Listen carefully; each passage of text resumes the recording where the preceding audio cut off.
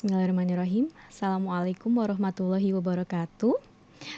Terima kasih atas kesempatan yang diberikan ya. Saya ucapkan selamat pagi kepada ibu-ibu dari Desa Mekarsari, Kecamatan Cicurug, Kabupaten Sukabumi. Terima kasih atas kedatangannya ya dalam kegiatan yang merupakan rangkaian dari kegiatan KKN ya dari mahasiswa kami. Perkenalkan, nama saya Siti Aminah, salah satu pengajar di prodi atau program studi atau jurusan Teknologi Pangan, Fakultas Ilmu Pangan Halal, Universitas Juanda Bogor. Baik, sebelum kita memulai kegiatan kita pada pagi hari ini, mari kita bersama-sama membaca basmalah. Bismillahirrahmanirrahim. Ya, alhamdulillahirabbil alamin ya. Kita diberikan kesempatan untuk bersilaturahim ya meskipun belum bisa secara langsung karena masih dalam kondisi pandemi. Alhamdulillah teman-teman mahasiswa ini bersemangat dan mau gitu ya mengadakan kegiatan dalam rangka KKN sehingga kita bisa belajar bersama ya. Insya Allah pada kesempatan kali ini kita akan belajar bersama-sama mengenai penyusunan pembukuan keuangan sederhana, begitu. Jadi sekarang kita akan berbicara atau kita akan diskusi mengenai keuangan ibu, duit begitu ya. Baik. Oke. Mungkin sebagian dari ibu-ibu di sini ya ada yang sudah pernah membuka usaha atau baru kali ini begitu ya melalui kegiatan ini akan membuka usaha begitu.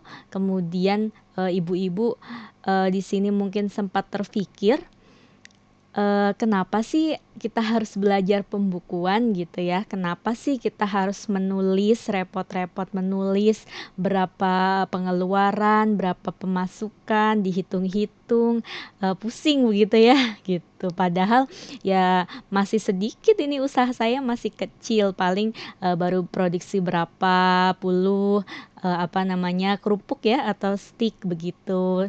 Saya rasa atau mungkin ibu-ibu merasa masih ingat kok tanpa dicatat begitu. Nah, kenapa sih kita penting untuk melakukan pembukuan atau mempelajari pembukuan begitu? Yang pertama adalah banyak ya di antara para pelaku UMKM nih, ibu nanti kalau membuka usaha nih masih termasuk UMKM ya, usaha menengah kecil gitu ya. Di mana karena skup atau lingkup yang kecil ini produksinya baru sedikit, pasarnya baru sedikit atau terbatas, nih biasanya mengabaikan masalah pembukuan atau keuangan. Sehingga setelah berjalan beberapa waktu, biasanya masih tidak tahu nih sebenarnya usaha yang sudah dijalankan ini sudah memperoleh untung atau belum. Sudah untung atau malah jangan-jangan malah merugi begitu. Karena tidak ada pembukuan atau pencatatan yang rapih sehingga ketika ditanya udah untung nih belum usahanya gitu. Produksi habis gitu, tapi uangnya nggak kumpul gitu ya. Banyak para pelaku UKM yang masih seperti itu karena mengabaikan masalah pembukuan. Kemudian pentingnya pembukuan selanjutnya adalah nanti mungkin ya saat ini ketika baru membuka usaha, mungkin Bapak Ibu, ibu-ibu di sini masih bisa untuk membiayai usaha itu sendiri gitu. Mungkin misalnya dari uang tabungan atau uang keluarga geser dulu untuk produksi dan sebagainya. Akan tetapi harapannya nanti usaha ini kan akan terus berkembang begitu ya. Dan suatu saat nanti mungkin produksinya akan banyak begitu, 100, 1000 dan seterusnya.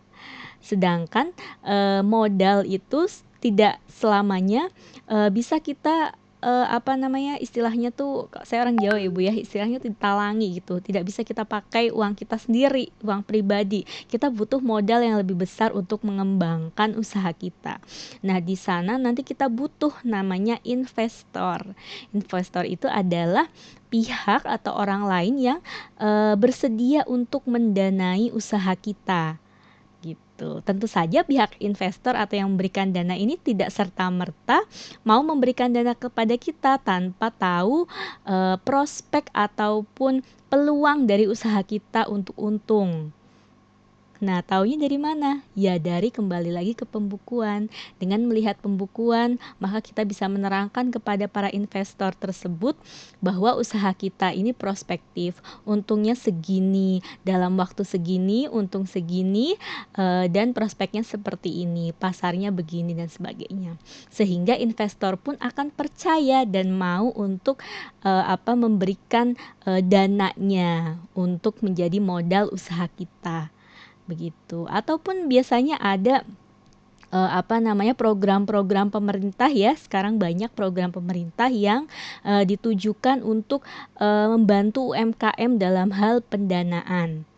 Nah, itu juga tidak serta-merta pemerintah langsung memberikan, tapi harus dilihat dulu bagaimana sih usaha yang sudah berjalan, produknya apa, pembukuannya seperti apa dan sebagainya. Begitu. Oleh karena itu, ketika memang kita memulai usaha dari sekarang dan memiliki impian atau cita-cita usaha ini nantinya akan besar sehingga mampu bermanfaat untuk banyak orang ya, tidak hanya untuk diri kita sendiri, maka penting sekali kita memperhatikan masalah pembukuan keuangan. Begitu. Oke. Jelas Ibu ya. Jadi hal penting yang mendasari kita melakukan pembukuan adalah diantaranya adalah ini, begitu.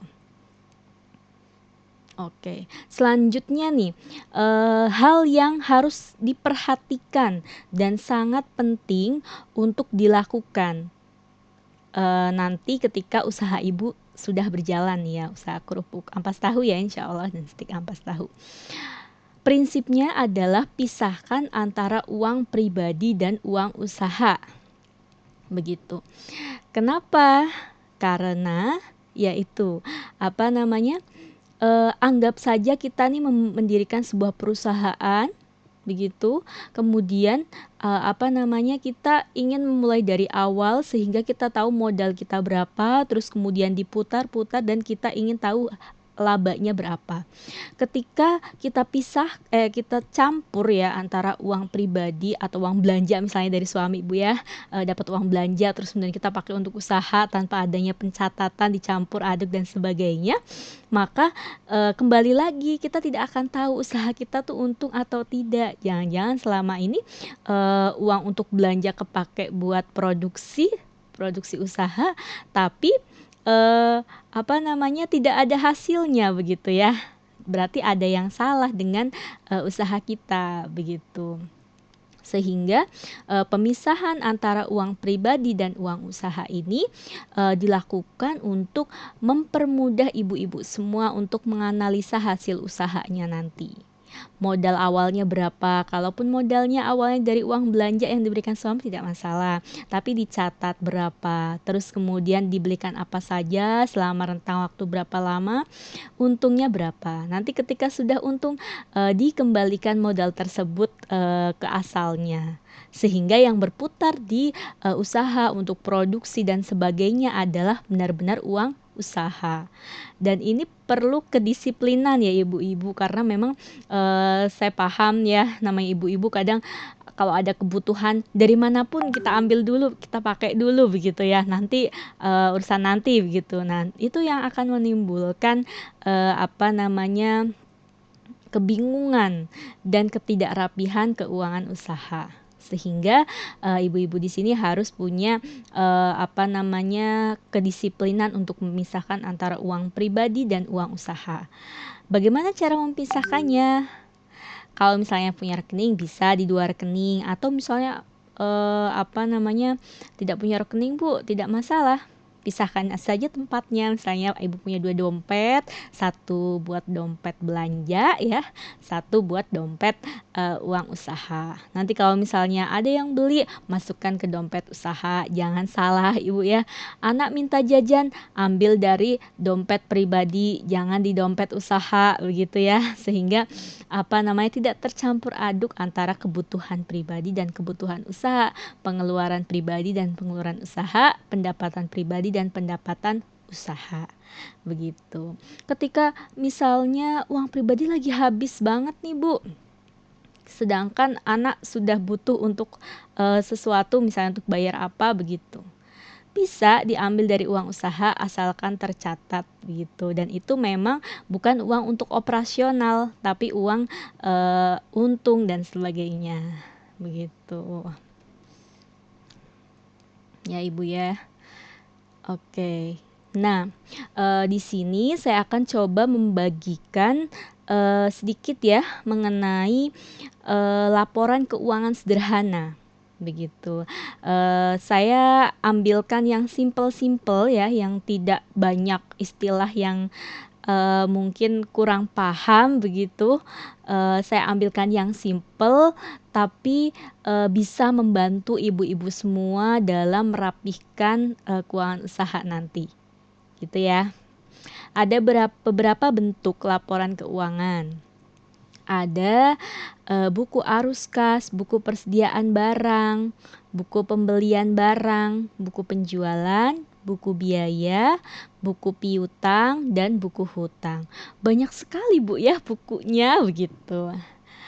Oh, ini istilahnya saja ya, ada buku ini, buku itu, dan sebagainya. Tapi fisiknya tidak harus satu buku. Tidak harus arus kas satu buku persediaan barang satu buku, tidak harus seperti itu. Bisa dalam semua ini bisa ditulis dalam satu buku saja. Ibu beli buku satu, kalau ada buku yang sudah bergaris nota-nota begitu, maksud saya buku yang sudah ada biasanya ya di toko begitu, buku kas gitu boleh, ataupun buku biasa pun, misalnya buku anak-anak misalnya yang tidak terpakai tapi masih banyak, itu juga boleh. Yang penting buku apapun nanti ibu bisa pinjam mungkin penggaris, bolpen anak-anak gitu ya, untuk membuat tabel-tabel yang dibutuhkan. Ini hanya pemisahannya saja, kontennya saja, untuk mempermudah kita menganalisis mana si penjualan, mana biaya, ada yang hutang atau tidak, ada yang piutang atau tidak, seperti itu ya.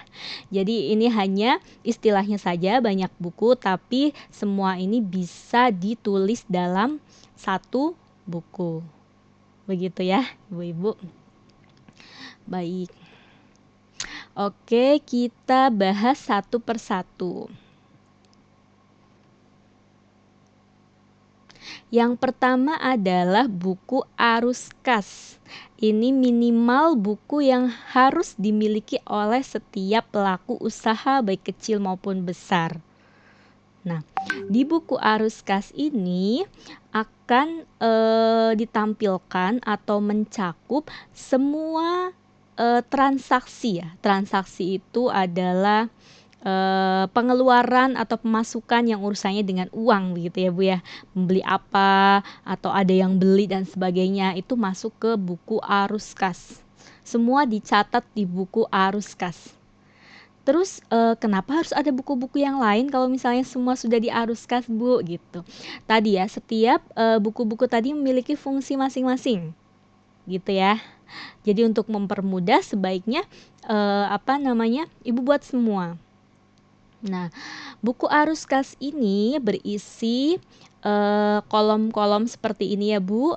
Ada tanggal, keterangan, debit, kredit, saldo.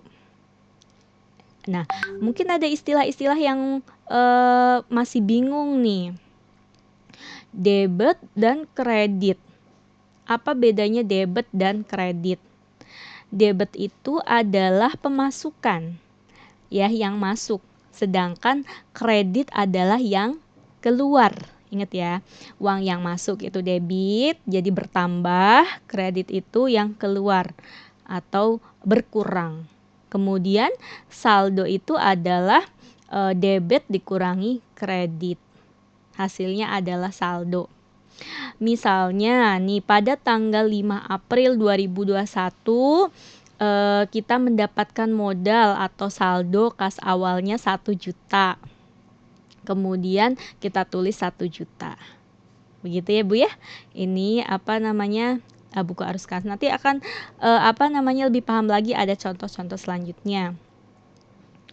Nah, di sini nanti Ibu masukkan semua, ada transportasi, kemudian pembelian apa, penjualan apa ya. Nanti ada contohnya selanjutnya ya. Kita bahas mengenai bukunya dulu satu persatu. Nah, ini masih di buku arus kas. Nih, tanggal 5 April tadi ya 2021 kita mendapat modal misalnya 1 juta. Kemudian setelah kita produksi dan kita melakukan penjualan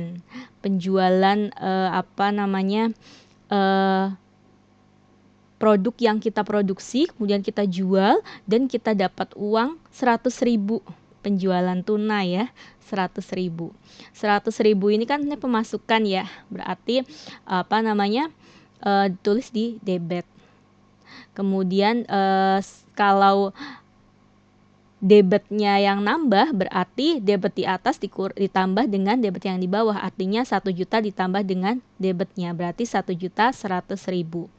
Kemudian kita butuh untuk bayar listrik misalnya.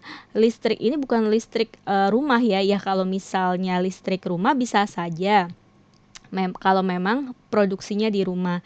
Artinya misalnya untuk usaha nih lumayan nih mengeluarkan banyak listrik. Jadi untuk usaha di budget 10.000 ngurun ataupun nambah untuk bayar listrik rumah.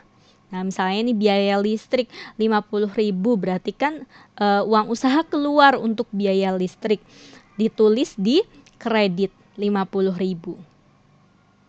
Kemudian saldonya dikurangi dengan kredit 50.000 ini, jadi 1.050.000. Ini adalah saldo terakhir. Nanti ditulis lagi transaksinya terus ke bawah. Begitu ya. Selanjutnya adalah buku pembelian.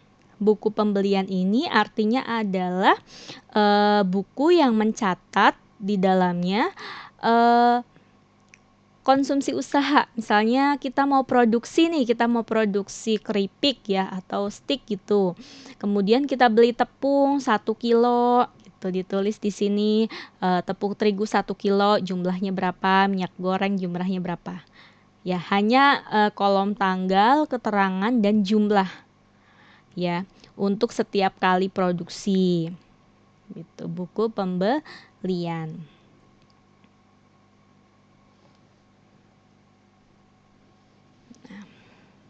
Selanjutnya adalah buku persediaan barang. Fungsinya untuk apa ini buku persediaan barang? Nah, buku persediaan barang ini adalah buku yang digunakan untuk mencatat barang-barang yang masih ada di gudang gitu. Begitu, masih ada di gudang. Nih, berisi tabel tanggal, nama barang, satuan. Ini maaf ya Bu ya, yang ini yang betul yang ini. Nama barang, satuan, dibeli dan dijual. Misalnya ampas tahu kita beli 5 kilo 25.000. Kemudian tepung 2 kilo 10.000. Garam 2 bungkus 5.000. Begitu.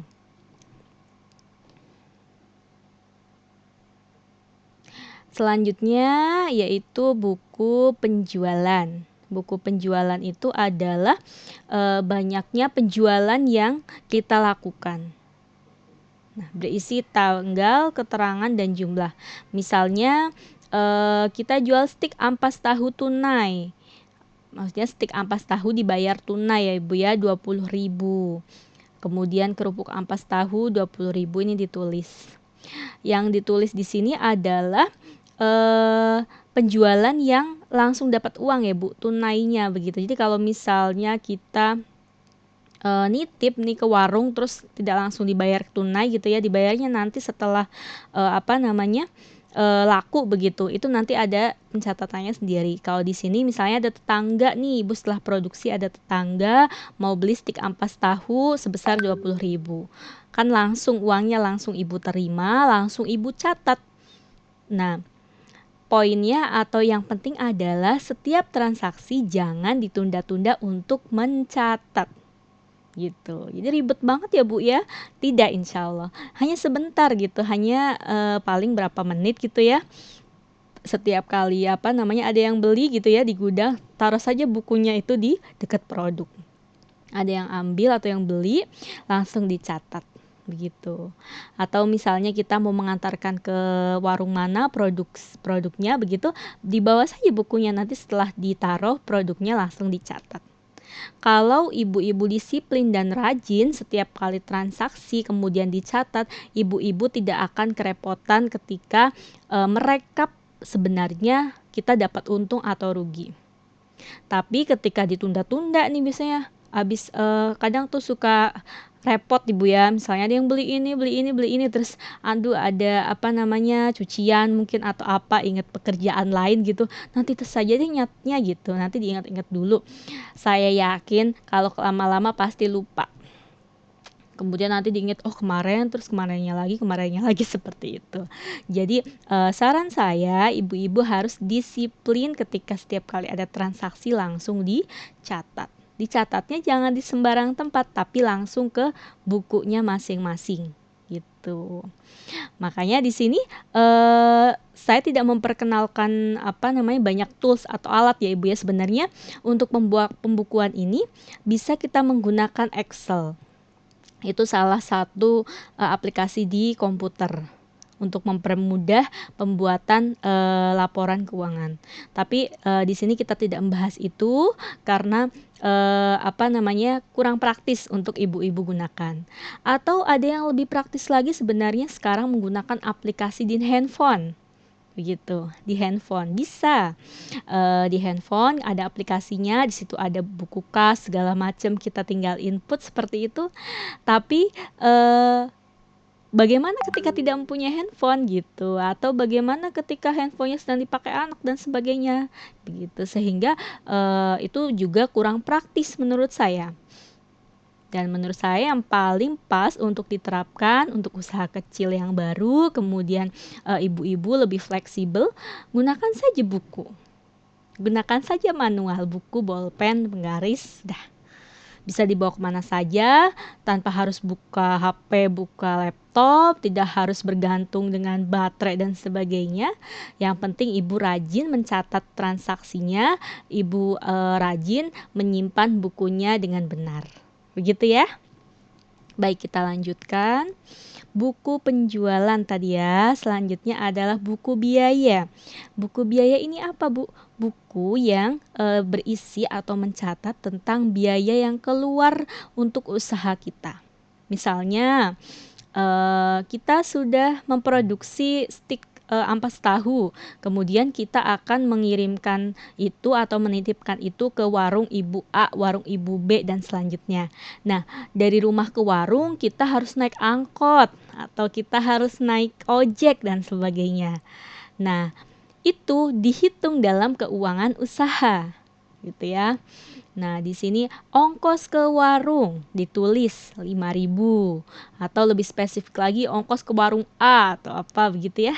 Kemudian ini ada biaya listrik juga, atau mungkin gas, atau mungkin yang tenaga kerja, misalnya ada tenaga kerja, misalnya setiap kali produksi ibu minta tolong nih sama tetangga buat bantuin. Nah, setiap kali produksi dikasih bayaran nih tetangga yang bantuin kita 20.000 misalnya gitu. Ditulis di sini tenaga kerja 20.000. Atau biaya-biaya lainnya yang dikeluarkan untuk produksi ya, ataupun untuk kepentingan usaha. Ya, di buku biaya.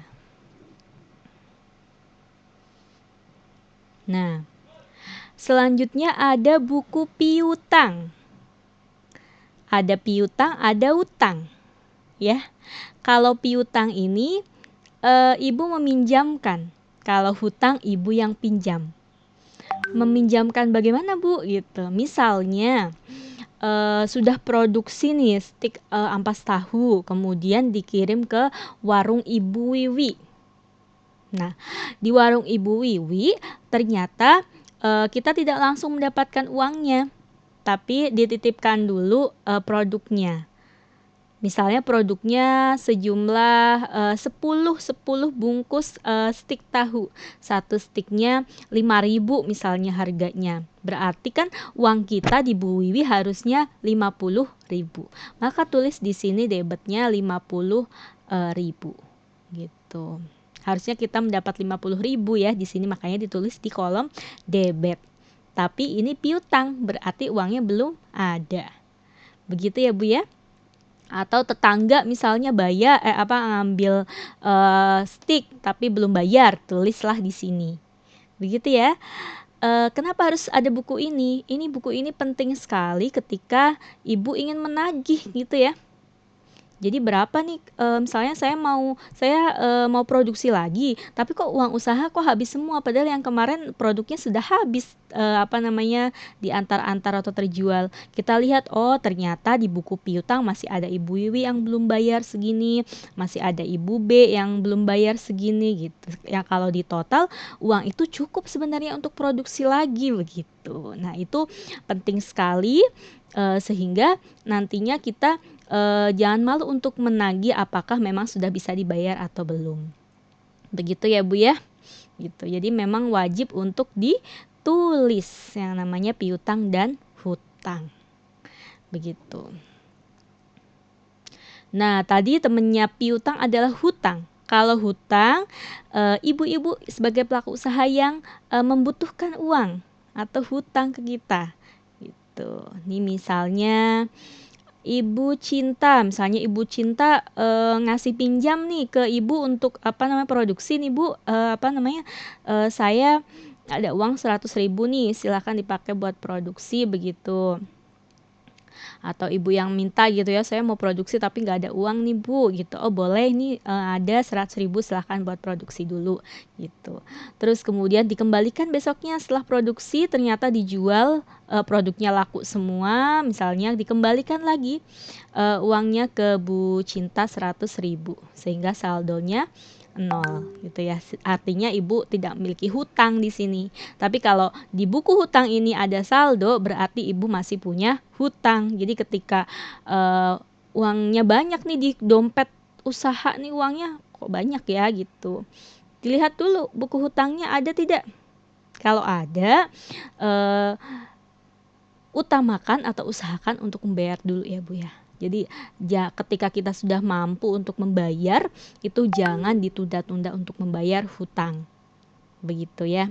Pak, lebih cepat lebih baik gitu. Asalkan sisanya masih cukup untuk kita berproduksi lagi. Gitu ya. Insya Allah itu lebih berkah dibanding duitnya tebel belanja dulu Nah, itu melakukan 2 kesalahan. Yang pertama adalah menunda hutang, yang kedua adalah mencampur aduk antara uang usaha dan uang pribadi. Ya, ingat ya, karena apa? Karena memang pelaku usaha sangat rentan sekali Bu untuk mencampur aduk antara keduanya gitu. Karena merasa dompetnya tebel nih gitu. Padahal itu harusnya dipakai untuk produksi. Tapi ibu jajan segala macam gitu ya, sehingga pas mau produksi nggak ada uangnya gitu ya, sehingga harus disiplin dalam melakukan pencatatan. Baik. Nah, kemudian pencatatan itu bisa ibu lakukan untuk menghitung pendapatan. Nanti kalau ditanya berapa sih Bu pendapatan bersih dari usaha ibu, bisa nih ibu hitung secara sederhana. Bisa dihitung per minggu, per 2 minggu, per bulan, bisa gitu. Sesuai dengan pencatatan yang ibu lakukan. Nah, cara ngitungnya, saldo persediaan awal plus pembelian barang dikurangi persediaan akhir ini untuk menentukan harga pokok penjualan. Kemudian untuk menentukan laba kotor, artinya laba yang masih harus dikurangi dengan buku biaya tadi ya. Fungsi buku biaya di sini kita harus mencatat biaya-biaya di sini untuk menentukan laba bersih. Jadi kalau untungnya segini nih, bentar dulu, dikurangi dulu dengan biaya listrik tadi, biaya pekerja dan sebagainya. Nanti baru ketahuan untung aslinya tuh berapa, begitu ya. Baik. Oke, untuk lebih pahamnya kita belajar lagi ya. Saya di sini sediakan satu kasus lagi mengenai keuangan atau cara mengisi tabel-tabel tadi, buku-buku tadi. Nanti kalau tidak jelas nanti kita diskusi setelah sesi ini ya. Sekarang saya paparkan dulu. Contoh kasusnya misalnya, ibu meminjam uang dari kas keluarga, artinya dari uang keluarga ya, 100.000. Kemudian uang tersebut digunakan untuk membeli ampas tahu ya, untuk keperluan produksi, tepung, garam dan gula, dengan total belanjanya semua ya, ini belanja untuk usaha ya, 50.000. Kemudian ini maaf saya agak loncat-loncat ya. Nah, ngisinya di sini Bu. Tanggal 1 April 2021 Ibu pinjam uang nih. Ini di buku kas ya, ditulis ya.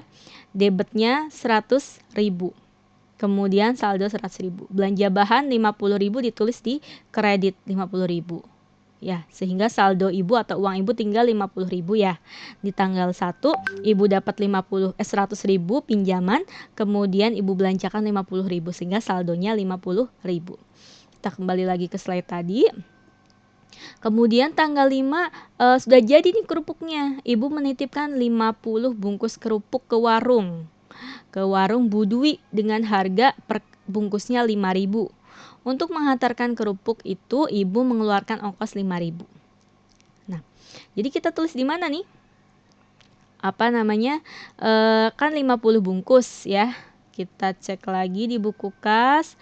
Yang ditulis di buku kas di sini hanya transport 5.000 ya. Kemudian yang tadi ditulis di buku di buku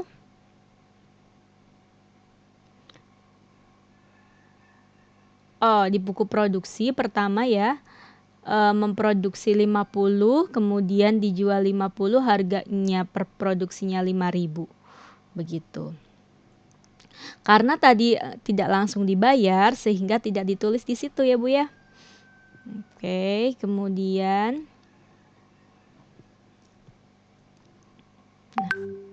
selanjutnya, ibu mendapatkan laporan dari warung bahwa kerupuk tersisa 20 bungkus lagi. Warung akan membayar kerupuk yang telah laku pada saat pengantaran berikutnya.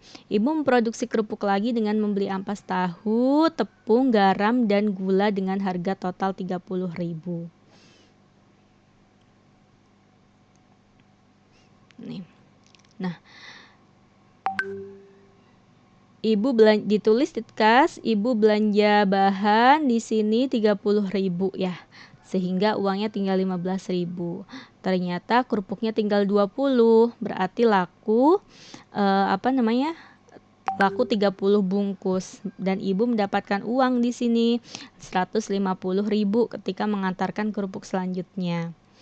Kemudian transportnya ini ditambah ya Bu ya, saldo 15.000 ditambah dengan uang yang baru didapat 150 jadi 165. Kemudian transportnya keluar 5.000 jadi 160.000. Gitu. Terus kemudian pada ini ya, ibu memproduksi lagi ya, ini sudah tadi. Terus kemudian nih, ibu mendapatkan pesanan dari tetangga, Ibu Ani 5 bungkus, Ana 10 bungkus, Ana 22 bungkus. Kemudian ibu beli lagi bahan-bahan sebanyak 30.000. Nah, di sini untuk belanja bahan lagi 30.000 sehingga dikurangi jadi 130.000.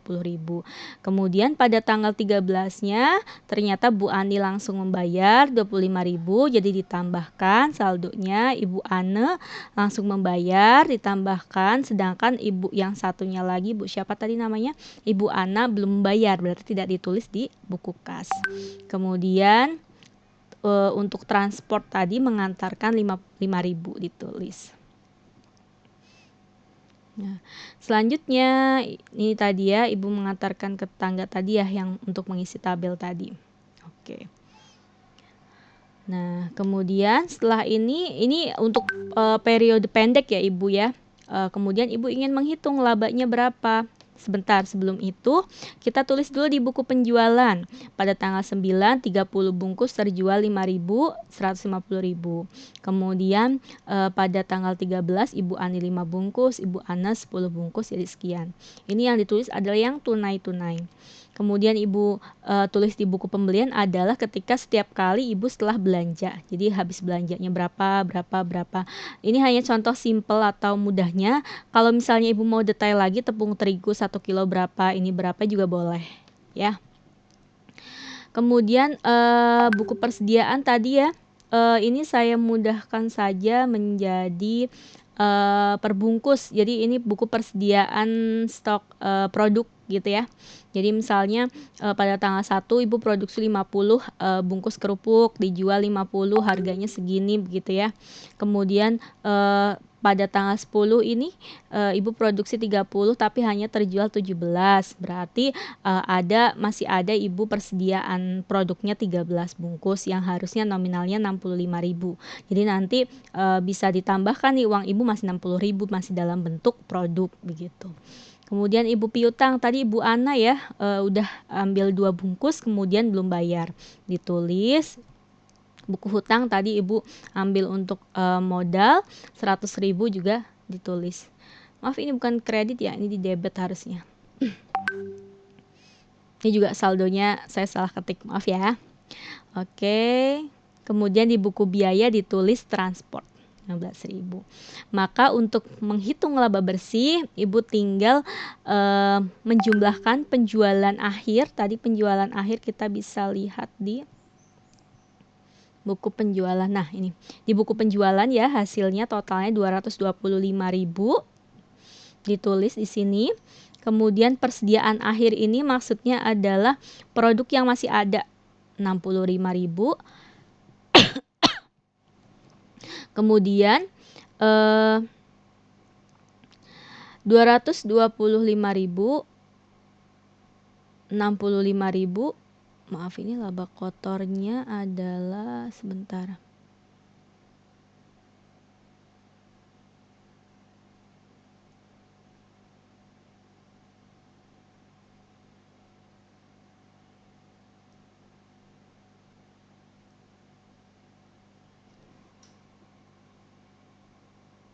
Ya, ini harusnya seperti ini.